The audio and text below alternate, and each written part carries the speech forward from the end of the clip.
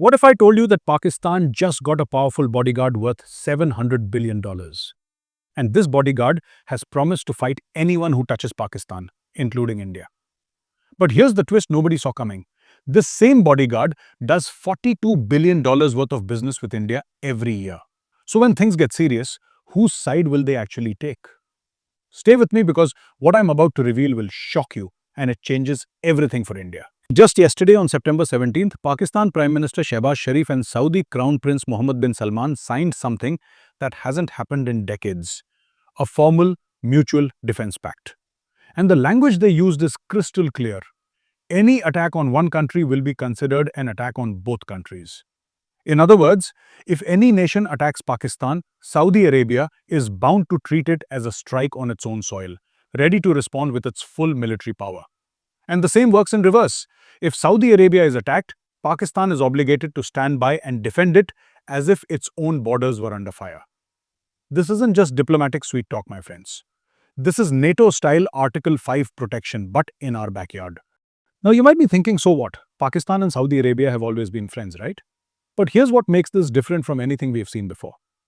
For the first time in history, Saudi Arabia has officially agreed in writing to step in and defend Pakistan with its military. Yes, you heard that right. A country with a $700 billion economy has promised to protect the same Pakistan that regularly goes to Riyadh with a begging bowl asking for financial aid. Imagine that. Saudi Arabia, with its oil riches and billion-dollar arsenal, becoming the bodyguard of a country that can't even guard its own economy. If that's not irony, I don't know what is. But wait, there's more to this story that will blow your mind. Do you know when Pakistan and Saudi Arabia's military friendship actually started? It goes back to 1967. But the real game changer happened in 1979, when terrorists took over Islam's holiest site, the Grand Mosque in Mecca. Guess who Saudi Arabia called for help? Not America, not Britain. They called Pakistan.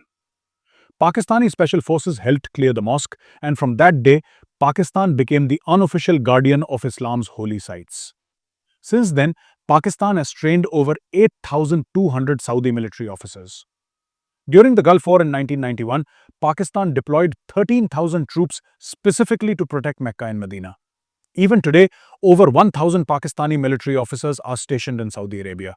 So this wasn't just a friendship, it was a 45-year-long military relationship that just got a legal stamp. Now here's where it gets interesting for us. Why did they choose to sign this pact right now? The timing tells us everything. Just 8 days ago, on September 9th, Israel did something unprecedented. They launched missiles into Qatar, right into the heart of Doha, to kill Hamas leaders. Qatar, where America has its largest military base in the Middle East, with 10,000 troops. Think about it. If American protection couldn't stop missiles from hitting Qatar, what does that say about US security guarantees to other Gulf countries? This Israeli attack shook every Gulf monarch to their core. Within days, an emergency summit was called with 60 Islamic countries in Doha. The message was clear. We can't depend on America anymore. We need to protect ourselves. And this is where Pakistan's trump card comes in. Pakistan doesn't just have a regular military. Pakistan has nuclear weapons. For Saudi Arabia, this pact isn't just about conventional defense. It's about getting a nuclear umbrella without building nuclear bombs themselves.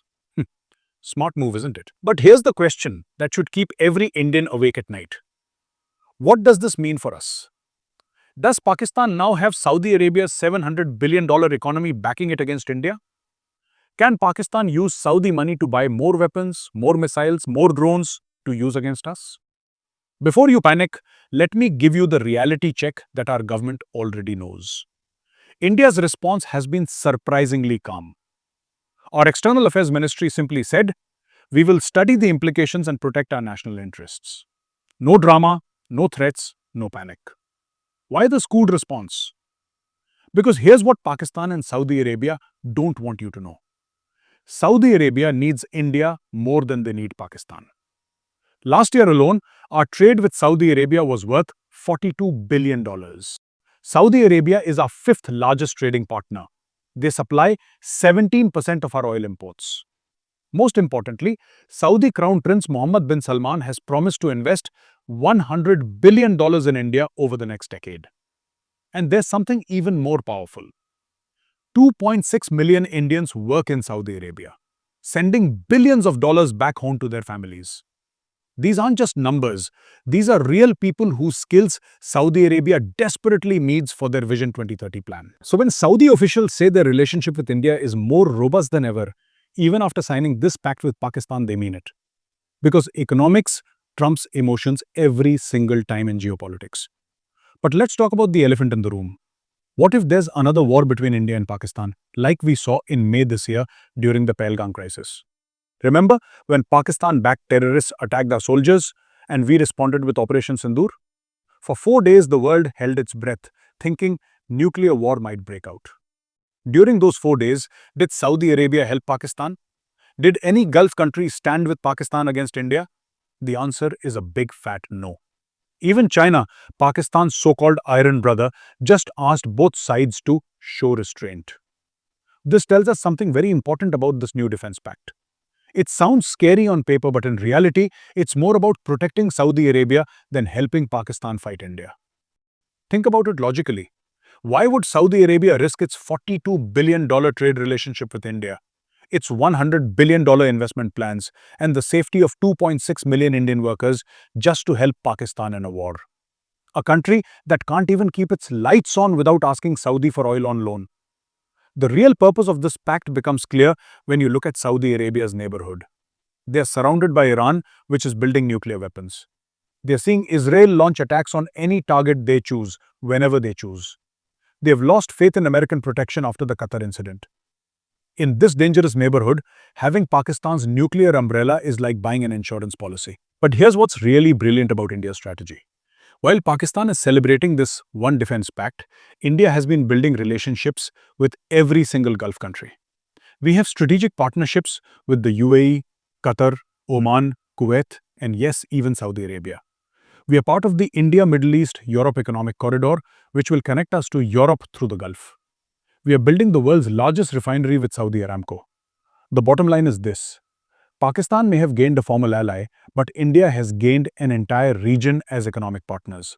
And in today's world, economic partnerships are stronger than military pacts.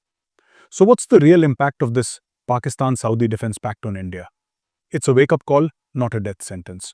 It reminds us that we can't take our relationships for granted. It shows us that we need to keep strengthening our ties with Gulf countries through trade, investment, and people-to-people connections. Most importantly, it proves that India's multi-alignment foreign policy, being friends with everyone while being dependent on no one, is working perfectly. Pakistan may have found one powerful friend, but India has built a network of partnerships that no single pact can break. Because in the end, countries choose their friends based on who helps them build their future, not who helps them fight their wars. Now, what do you think? Is the Saudi-Pakistan pact a real threat to India or just politics? Comment below, subscribe for more and support the channel. Jai Hind.